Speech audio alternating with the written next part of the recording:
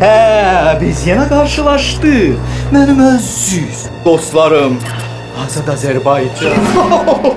ATV. Bakın bu daşlar bir öz yerine koyulmayınca yeni mövsümde ATV'nin kapıları hiç gözünüzüne açılmayacak. Yakınca.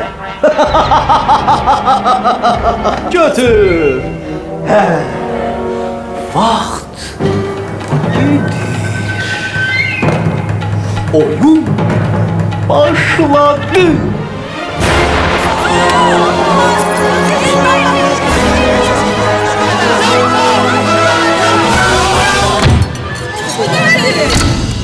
Uşaqlar, panikaya düşmək lazım deyil.